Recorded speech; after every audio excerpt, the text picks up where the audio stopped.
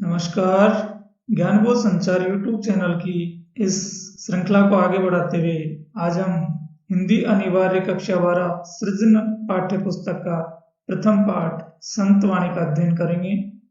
सबसे पहले हम कबीरदास पढ़ेंगे, जिसमें कबीरदास जी का परिचय। जन्म सन 1398 ईस्वी में काशी में हुआ था। मृत्यु सन 1518 ईस्वी में मगहर में। हिंदी साहित्य की ज्ञानाश्री शाखा के प्रतिनिधि कवि कबीर भक्तिकाल के महान समाज सुधारक थे। उन्होंने समाज में व्याप्त छुआछूत, धार्मिक आडंबर, ऊंच नीच एवं बहुदेववाद का कड़ा विरोध करते हुए आत्मवत सर्वभूतेषु के मूल्यों को स्थापित किया। कबीर की प्रतिभा में अबाध गति व तेज था। उन्हें पहले समाज सुधारक, बाद में कवि कहा जाता है। आचार्य हजारी प्रसाद द्विवेदी ने कबीर को वाणी का डिक्टेटर कहा। कवि ने अपनी सपाट बयानी एवं तटस्थता से समाज के लिए जो उपदेश दिए, उनका संकलन उनके शिष्य धर्मदास ने किया। कबीर की रचनाओं के संकलन को बीजक कहा जाता है।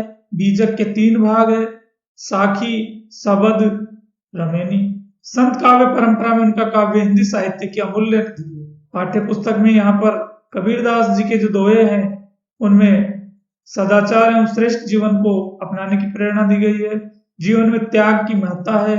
मानव को हंस की तरह नीर शीर विवेक रखना चाहिए। अभिमान त्यागने में सार है। साधु की पहचान जाति से नहीं, उसके ज्ञान से होती है। सत्संगति सार्थक होती है। दुराशा सर्पिणी के समान घातक होती है। वाणी में कोयल सी मिठास होनी चाहिए। इस भावार्थ वाले दोहे इस पाठ के अंतर्गत हम पढ़ेंगे। आइए शुरू करते हैं। दोहा 1। त्याग तो ऐसा कीजिए, सब कुछ एक ही बार। त्याग तो ऐसा कीजिए, सब कुछ एक ही बार।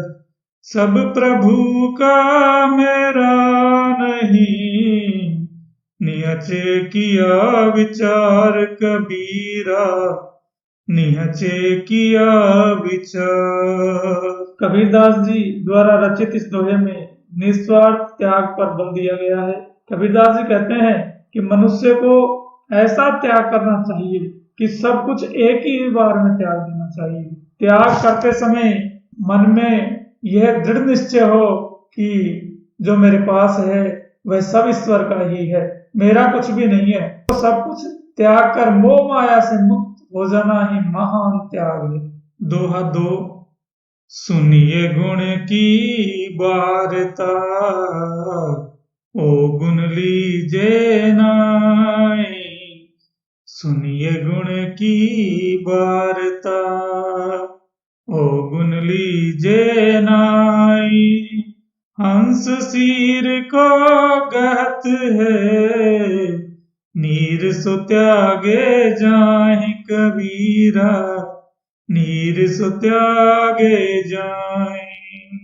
वार्ता महत्व, अवगुण अवगुण बुराइयां, क्षीर दूध गुण, गहत ग्रहण करता है, नीर जल अवगुण। सुनिए गुण की वार्ता, अवगुण लीजे नाही। हंस शीर को गहत है, नीर सो त्यागे जाए। कबीर ने इस दोहे में गुणों को ग्रहण करने व अवगुणों को त्यागने का संदेश दिया है। कबीर कहते हैं कि मनुष्य को गुणों को महत्व को अच्छी तरह सुनकर विचार कर जीवन में ग्रहण करना चाहिए, अवगुणों को ग्रहण नहीं करना चाहिए। जैसे हंस केवल दूध को ग्रहण करता है और उसमें से जल का त्याग कर देता है, उसी प्रकार मनुष्य को भी अवगुणों को त्याग कर गुणों को ग्रहण करना चाहिए। इस दोहे में दृष्टांत अलंकार है। दोहा 3। छोड़े जब अभिमान को, सुखी भया सब जीव। छोड़े जब अभिमान को, सुखी भया सब जीव। भाई कोई कछु कहे, मेरे हिये निज पीव कबीरा, मेरे हिये निज पीव। अभिमान अहंकार, भया हुआ, जीव प्राण आत्मा, भावे अच्छा लगे, हिये हृदय में, पी ईश्वर। इस दोहे में अहंकार का त्याग कर ईश्वर को प्राप्त करने के बारे में बताया गया है। छोड़े जब अभिमान को सुखी भया सब जीव, भावे कोई कछु कहे मेरे ये निज जीव। कबीर कहते हैं कि मनुष्य जब अहंकार को त्याग देता है तब उसकी आत्मा को परम सुख प्राप्त हुआ। कोई चाहे कुछ भी कहे, परंतु अब उनके हृदय में प्रियतम परमात्मा निवास कर रहे हैं। अर्थात अहंकार का त्याग करने पर ही ईश्वर की प्राप्ति हो सकती है। कोई कछु कहे में अनुप्रास अलंकार है। दोहा 4। जाति न पूछो साधु की, पूछ लीजिए ज्ञान। जाति न पूछो साधु की, पूछ लीजिए ज्ञान।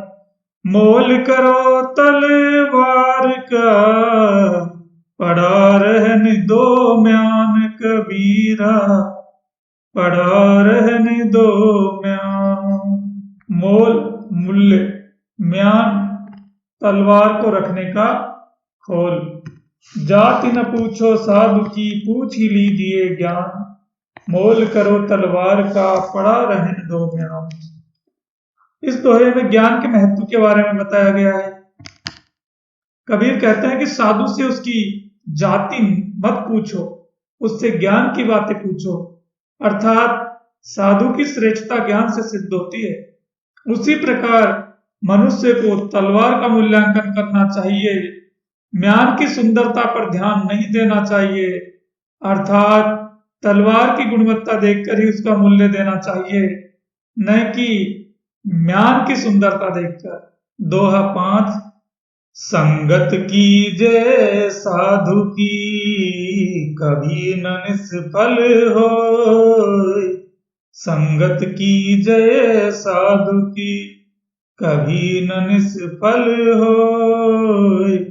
लोहा पारस परस ते, शोभि कंचन होय कबीरा, शोभि कंचन होय। इस दोहे में कबीरदास जी ने सत्संगति की सार्थकता का वर्णन किया है। संगत संगति, साधु सज्जन, निष्फल बेकार, पारस एक पत्थर जिसके स्पर्श से लोहा सोना हो जाता है, परस स्पर्श छूने से, सो वह, कंचन सोना। संगत कीजे साधु की, कभी न निष्फल होए। लोहा पारस परस्ते, सो भी कंचन होए। कबीर कहते हैं कि मनुष्य को सदा सज्जन व्यक्तियों की संगत करनी चाहिए। उनकी संगति कभी व्यर्थ नहीं जाती है। सद्पुरुषों की संगति करने से सदाचार ही प्राप्त होता है। जिस प्रकार लोहा पारस के स्पर्श से सोना बन जाता है, उसी प्रकार मूर्ख व्यक्ति भी संत संगति से सदाचारी बन जाता है। वह भी संगत के कारण अच्छा व्यक्ति बन जाता है और अच्छा आचरण करने लग जाता है। दोहा 6। मारिये आशा सांपिनी, जिन डसिया संसार।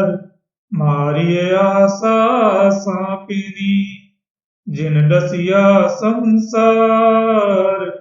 ताकि औसत तोस है, ये गुरु मंत्र विचार कबीरा, ये गुरु मंत्र विचार। डसिया डस दिया, व्यथित किया, ताकि उसकी, औषध दवा, तोष संतोष, गुरु मंत्र सदगुरु का वचन।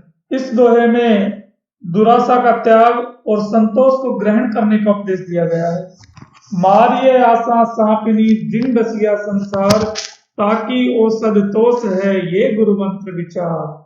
कबीर कहते हैं कि मनुष्य द्वारा दुराशा रूपी सर्पणी को मारकर ही अपने जीवन के लक्ष्य परमात्मा को प्राप्त किया जा सकता है। जिसने समस्त संसार को अपने मधुर विष से व्यतीत किया हुआ है, इस दुराशा रूपी सर्पिणी की दवा संतोष है। ये एक अचूक उपाय है। अर्थात दुराशा जैसी व्याधि को संतोष रूपी दवा से दूर किया जा सकता है। इसलिए यह श्रेष्ठ गुरु मंत्र है। इस पर हमें विचार करना चाहिए और दुराशा का त्याग करके संतोष को अपनाना चाहिए। आशा सांपिनी, इसमें रूपक अलंकार है। दोहा 7। कागा काको धन हरे, कोयल काको देत। कागा काको धन हरई, कोयल काको देत। मीठा शब्द सुनाए के, जग अपनो करी लेत कबीरा, जग अपनो करी लेत। कागा कौवा, काको किसका, हरई हरण करता है, छीन लेता है। काको किसे, शब्द बोली सुनाए सुनाकर, अपनो अपना आत्मीय, करी करना। इस दोहे में मधुर वाणी की महत्ता पर प्रकाश डाला गया है। कागा काको धन हरे, कोयल काको देत। मीठा शब्द सुनाए के, जग अपनो कर लेत। कबीरदास जी कहते हैं कि कौवा किसका धन छीन लेता है और कोयल किसे धन दे दिया करती है। अर्थात कौवा न किसी का नुकसान करता है, न कोयल किसी को धन लेती है, लाभ पहुंचाती है, परंतु कोयल अपनी मीठी वाणी सुनाकर सभी को अपना बना लेती है। यह वाणी का ही प्रभाव है। इसलिए मनुष्य को ऐसी वाणी बोलनी चाहिए जो दूसरों को मधुर लगे, दूसरों को मीठी आकर्षक लगे। क वर्ण की आवृत्ति होने से यहाँ पर अनुप्रास अलंकार है, इस दोहे में अन्योक्ति अलंकार है।